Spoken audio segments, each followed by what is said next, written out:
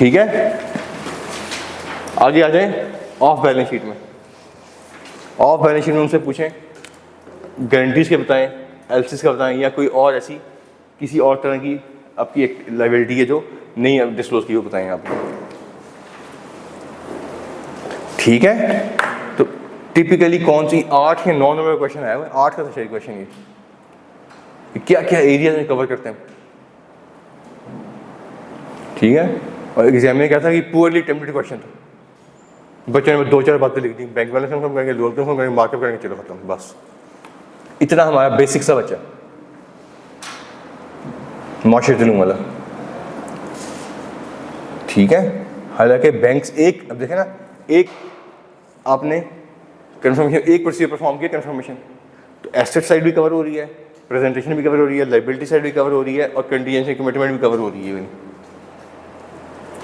ठीक है, आज इसके भी पढ़ लेते हैं क्या कहता है। Confirmation of the balances of all banks, सारे बैंक के बारे में बताएं, अनपेड बैंक चार्जेस बताएं, कोई लियन या सिक्योरिटी है, मैंने इसने लियन बोला है, मैं इसको सिक्योरिटी कह रहा हूँ, कोलैटरल भी कहते हैं, कोलैटरल। ठीक है, detail of an asset of the entity held by the bank as security, security की बात करती है उसने आगे जाके। Detail of any other client bank account, जो कि लिस्ट में नहीं आ रहा। मैं बड़ी बेसिक सी बातें की हैं, हमने बहुत डिटेल में इसको डिस्कस किया, प्रैक्टिकल ग्राउंड फील्ड लेवल पे। ठीक है, अच्छा, ये आपको मैंने कंफर्मेशन एक भिजवाई भी थी आपके व्हाट्सएप ग्रुप्स में, वो ज़रा खोलें, उससे भी गो थ्रू करते देखें वो क्या कह रही है।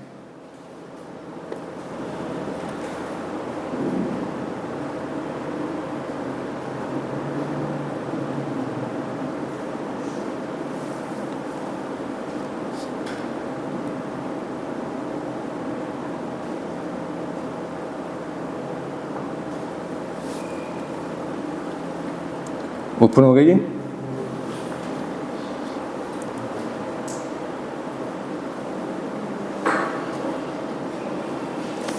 जी अच्छा, ये भी देखें क्लाइंट के लेटर हेड पे, ठीक है, और सबसे ऊपर लिखा the bank, for example MCB bank फलानी ब्रांच। ठीक हो गया, उसके बाद अगर एड्रेस आ रहा है, dear sir please send direct to our auditor on below mention address. ठीक हो गया, और नीचे आए please state against each item, अब जो भी आपके आइटम्स आ रही हैं उसके अगेंस्ट उसको इन्फॉर्मेशन लिख दें। नीचे चलता मैं पॉइंट नंबर 1 पे आ रहा हूँ। अब इसका देखें फॉर्मेट कैसा है कि लेफ़्ट साइड पे हमने उसे क्यूरी किया है और आगे ब्लैंक एरिया छोड़ दिया, एक विंडो बनी नज़र आ रही है आपको, ऐसी है ना? पक्की बात है, समझ आ गई है? बोलें? चलें, सबसे पहले full titles of all accounts, full title of including current, deposit, loan account, foreign currency account, ठीक है, along with accounts having nil balances. Nil लगता है कि हमें पता होगी यहाँ पे ये भी अकाउंट है इनका चल रहा, अगर नील है तो वो भी बताएं। अच्छा आगे आए, अच्छा अगर सोलली हमारे नाम पे तब भी बताएं, अगर जॉइंटली है तब भी बताएं। पॉइंट सी पे आ जाएं, अगर बिजनेस के नाम पे तब भी बताएं, अगर ट्रेड नेम के नाम पे तब भी बताएं। ठीक है, कई दफा आपका बिजनेस नेम अलग होता है, कंपनी का नाम अलग होता है। जैसे Pakistan services limited, Pakistan services limited, इनका ये तो इनका कंपनी का नाम है, बिजनेस नेम क्या है? पर्ल कॉन्टिनेंटल, सुना है ना, होटल्स। ठीक है, ऐसे बहुत सी और कंपनीज हैं इनका नाम कुछ और है लेकिन बिजनेस का नाम कुछ और है। तो अगर बिजनेस के नाम पे तब भी बताएं, कंपनी के नाम पे तब भी बताएं। समझ गए जी? याद रहेगा। जैसे स्कैन स्कूल ऑफ कॉलेज और scan education private limited, company scan education private limited और ब्रांड का नाम फॉर एग्जाम्पल स्कैन्स। मैं एग्जांपल दे रहा हूँ, माइट भी मैं करेक्ट ना हूँ, मेरे पास कुछ और क्लाइंट्स भी ऐसे हैं जिनका जो स्कूल्स हैं उनका नाम कुछ और है लेकिन ब्रांड नेम कुछ और, तो ब्रांड नेम के नाम पे अकाउंट बने हुए। या कंपनी ऊपर एक है, कंपनी ऊपर एक है, नीचे 2-3 ब्रांड है, ठीक है। एस्पायर कॉलेज एक कंपनी है, for example Pakistan educare private limited, Pakistan, और नीचे क्या है, पंजाब स्कूल भी है, स्टेप कॉलेजेस भी हैं, स्टेप स्कूल्स भी हैं, और जनाब अलाइड स्कूल्स भी हैं। अब 3 ब्रांड नेम आ गए कंपनी ऊपर, तो कंपनी के नाम पे भी, अगर अलग अलग स्कूल के नाम पे भी काउंट है तो वो भी बताएं हमें, ठीक है। Full title of and dates of closure of all accounts, इस साल में जितने अकाउंट्स आपने क्लोज किए हैं सारे के सारे हमें बताएं। समझ आ रही है चीज़ों? अब देखिए ये प्रैक्टिकल कंफर्मेशन आपके हाथ में है इस वक्त, ठीक है। अमाउंट अक्रूड, बट ये जो आपने मार्कअप अन किया, मार्कअप अन कर लिया कि अभी बैंक ने पे नहीं किया, यहाँ पे क्या था, आपका एक्सपेंस है, आपने भी पे नहीं किया, वहाँ पे क्या है, बैंक का एक्सपेंस है, आपकी तो इनकम आनी है, अभी आपको रिसीव ही नहीं हुई, ठीक है, वो भी उसने मांग लिया। आगे हैं कितना इंटरेस्ट चार्ज किया, पॉइंट नंबर 4 में कहता है। पॉइंट नंबर 5 में कहता है अगर कोई रिस्ट्रिक्शन है, मैं जैसे मैं इनकम्बरेंस कह रहा हूँ, बार कह रहा हूँ, कोई आपके अकाउंटिंग बैंक अकाउंट के यूज़ पे कोई रिस्ट्रिक्शन है, समझ गए। चले आगे, detail of all loans, overdraft, cash credit, किसी तरह का भी क्रेडिट है वो बताएं हमें। आगे इस पॉइंट नंबर 7 में सिक्योरिटीज़ क्या है वो बताएं हमें, ठीक है। पॉइंट नंबर 9 में बिल ऑफ एक्सचेंज, अगर आपने बिल डिस्काउंट किए हैं वो बताएं, डिस्काउंटिंग ऑफ बिल किया तो वो भी बताएं। फिर आगे क्रेडिट लायबिलिटी बात करता है पॉइंट ए में, total bill discounted, point B में गारंटी की बात करता है, सी में एलसी की बात करता है,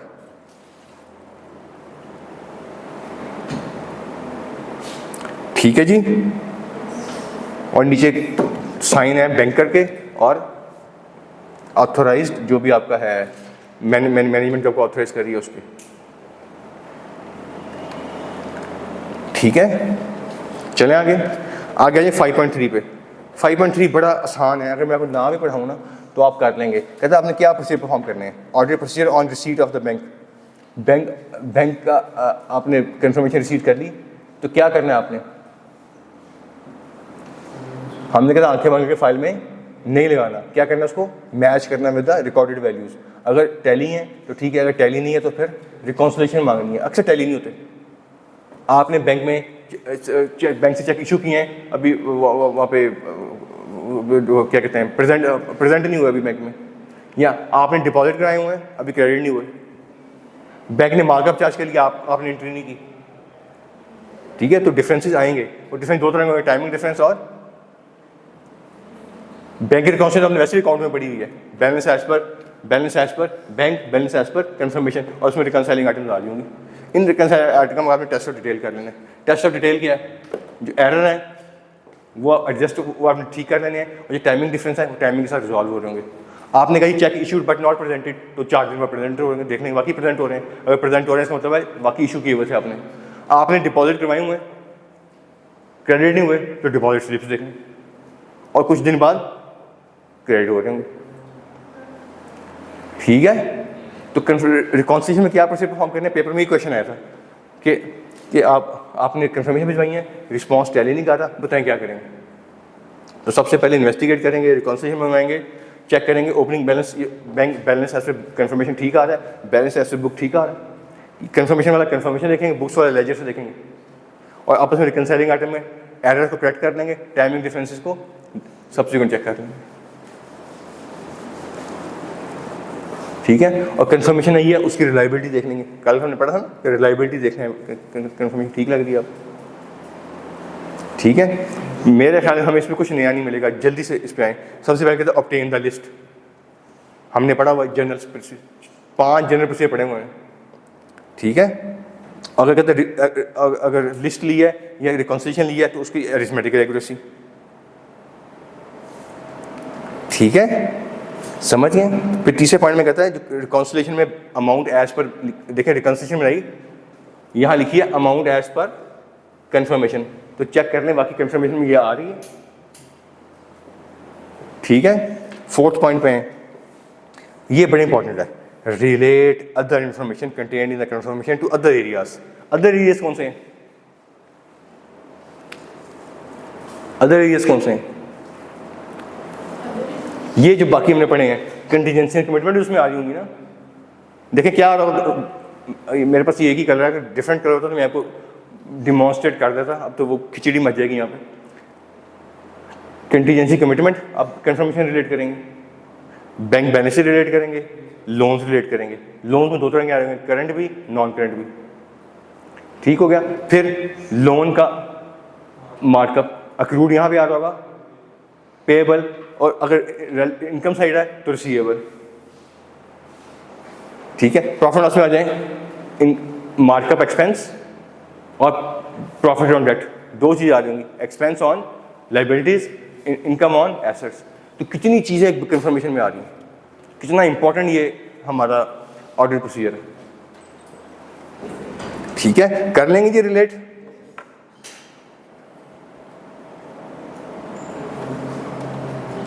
check items appearing in the bank reconciliation, कि जो बैंक रिकॉन्सिलेशन में चीज़ें आ रही हैं उसको सपोर्टिंग डॉक्यूमेंट्स सब्सिक्वेंट की बात करें, जैसे ब्रैकेट में बात कर रहे हैं अनप्रेजेंटेड चेक्स की, कर ली ना हमने बात सारी वाली, अनडिपॉजिट चेक की बात कर ली। कुछ इसमें प्रॉब्लम नहीं आ रही, समझ आ गई नहीं ये चीज़, हमने इसको डिस्कस कर लिया, आगे आए। फिर कहते हैं अनयूजुअल आइटम है, उसको देख लें। अनयूजुअल आइटम्स, अनयूजुअल आइटम्स क्या होती हैं? अनयूजुअल डिलेज की बात कर रहा है वो, इसको सुन लें। कई दफ़ा क्या होता है, आपने कैश निकाला, ठीक है, कैश निकला 26 तारीख को कैश बुक से, ये कैश 26 तारीख को निकला कि बैंक में जा रहा है, बैंक में जाके लग रहा है 10 दिन के बाद,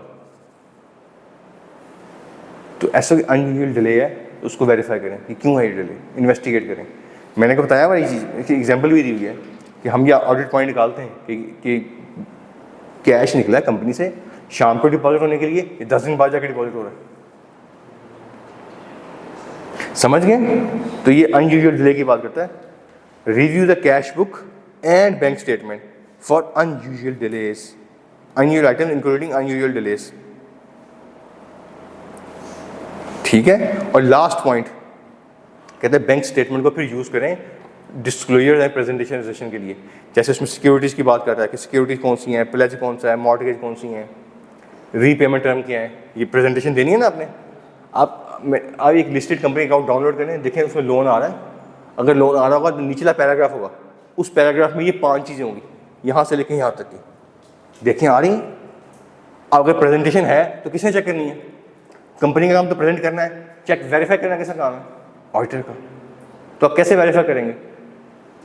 एक तो आप चले बैंक से, क्लाइंट से एग्रीमेंट डॉक्यूमेंट ले लेंगे, लेकिन सबसे बेस्ट क्या है कि आप कंफर्मेशन मंगवाएं, क्योंकि वो डायरेक्ट है, रिटर्न है, ज़्यादा रिलायबल है। हो सकता है क्लाइंट आपको बैंक लोन दे दे, बैंक लोन में पर्पल दिखा रहा होगा, बैंक लोन में रीपेमेंट के टर्म भी आ रही होंगी, मार्कअप का रेट भी आ रहा होगा, लेकिन वो इनडायरेक्ट डॉक्यूमेंट है। हमने क्या पढ़ा है? Document receive from third parties are more reliable than internal unit. ठीक है, तो वो इनडायरेक्ट हो जाएगा, इतना रिलायबल नहीं जितना बैंक कंफर्मेशन रिलायबल है। आप कंफर्मेशन तो भिजवा रहे हैं उसको, तो पूछ लें कौन सा इसमें एक्स्ट्रा बिल आना है हमारा।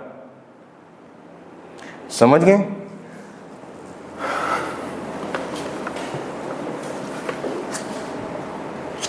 यहाँ पे आपका चैप्टर हो जाता है दी एंड, और आगे आपका चैप्टर स्टार्ट हो रहा है चैप्टर नंबर 10 पेज नंबर 162 से।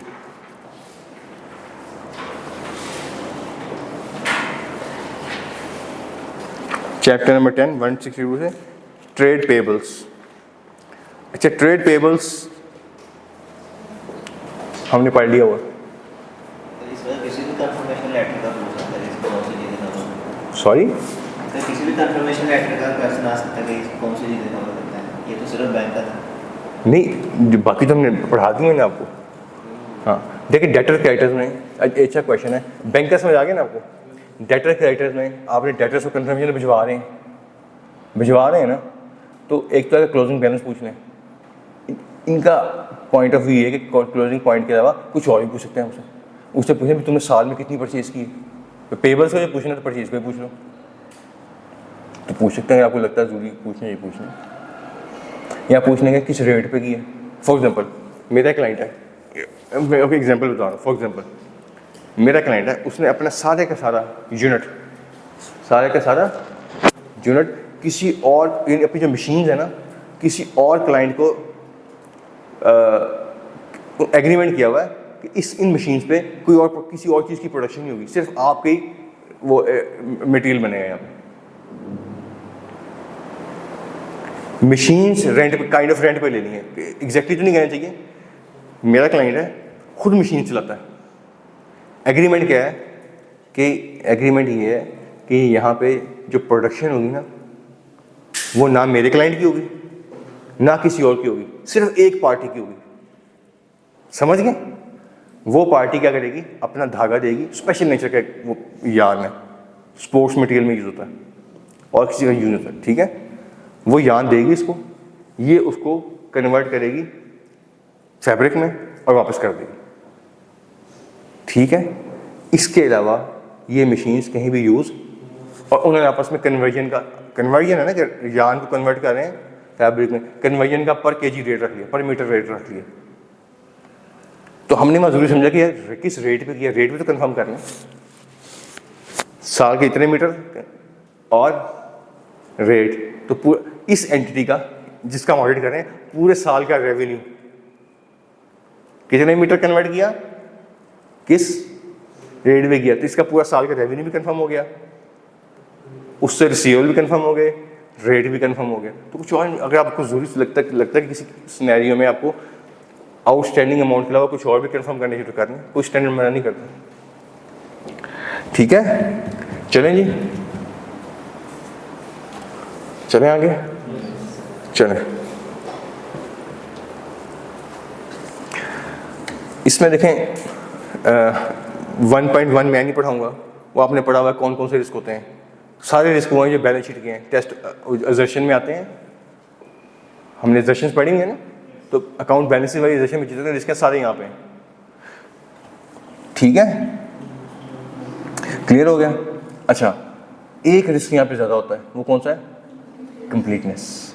अच्छा, 1.2 1.3 में सारे प्रोसीजर परफॉर्म किए इसने, और 1.4 से पहले जो आखिरी 4 बुलेट्स हैं ना, वो स्पेसिफिकली उसने किस लिए डिस्कस किए हैं, कंप्लीटनेस के लिए। हमने भी डिस्कस किया ना कंप्लीटनेस के लिए, एक्स्ट्रा 3 प्रोसीजर हमने पढ़े थे, ये वही हैं, वो मेरे वाले करने हैं, वो करने हैं, अगर वो समझ आ गए अदरवाइज ये पढ़ने। और 1.4 में कट ऑफ क्या होता है आप लोगों को पता है, क्या होता है जी कट ऑफ?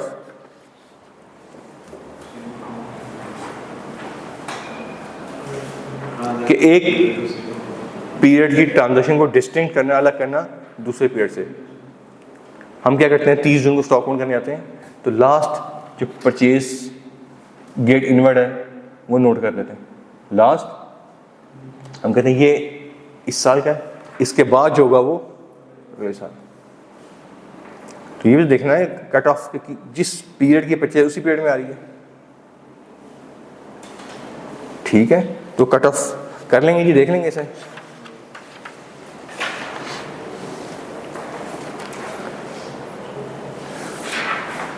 चलें आगे आ रही हैं अक्रूवल्स। अक्रूवल क्या होती है, अकाउंटिंग में पढ़ा हुआ आप लोगों ने, अक्रूवल क्या होती है, क्या डेफिनेशन पड़ी थी इसकी, ये होता क्या है?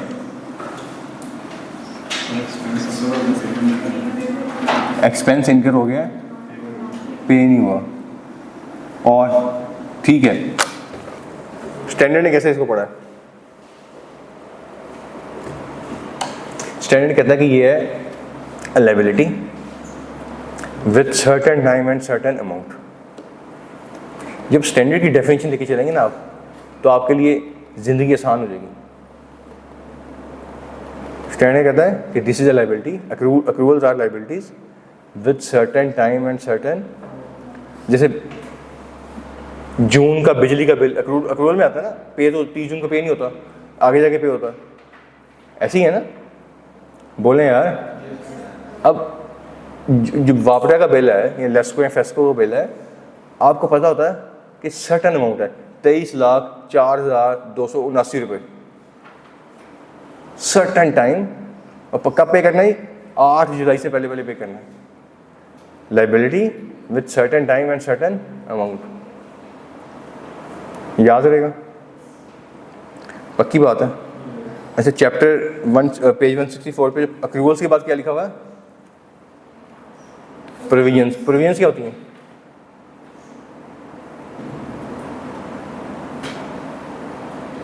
पढ़ा हुआ प्रोविजंस को? प्रोविजंस क्या होती हैं? प्रोविजंस का पता है होती क्या है? अकाउंटिंग में पढ़ा होगा यार। और इसके अलावा इतना ही पढ़ा हुआ, चले पहले प्रोविजन क्या होती है?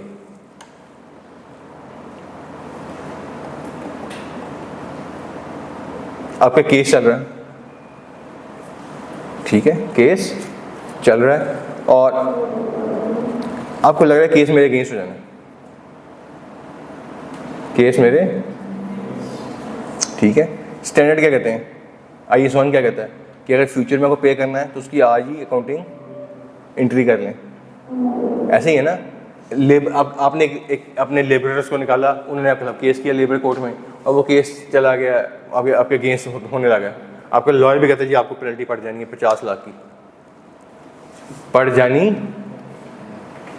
स्टैंडर्ड क्या कहता है? IAS 1 इसको फॉरन प्रूडेंस कॉन्सेप्ट क्या है? प्रूडेंस क्या है कि जो पे करना है उसको आज रिकॉर्ड कर लें। तो हम क्या करेंगे, इस 50 लाख की प्रीमियम स्टैंड करेंगे। हम क्या करेंगे, एक्सपेंस, डेबिट, पेएबल, प्रोविजन पे स्टैंड कर लेंगे इसकी, यही करेंगे ना। तो प्रोविजंस क्या होती हैं? A liability with uncertain time and at times uncertain amount. आपको नहीं पता केस कब आना है, कब पे करना है। बिजली के बिल का पता है, वापडा के बिल का पता है, PTCL के बिल का पता है, इसका नहीं पता, इसका समझ गए। तो एक्रूअल्स क्या है? अ liability with certain time and certain amount. जबकि पेएबल्स क्या है? लायबिलिटी है विद अनसर्टेन टाइम, आपको नहीं पता कब पे करना पड़ेगा। और ख़ास तौर पर अगर पाकिस्तान की डालते हैं तो पता नहीं कब तक केस चलेगा, ठीक है। और कितना पे करना पड़ेगा, एक एस्टिमेट है कि यार 50 लाख पे करना पड़ जाएगा। जैसे अभी वो बाबर आजम कहते हैं मैंने मुबशर रुकमान पे डिफेमेशन का केस करना है, 1 अरब का या पता नहीं कितनी अमाउंट कह रहा हूँ, तो मुबशर रुकमान कितना पे करना पड़ेगा? पे करना पड़ेगा भी कि नहीं?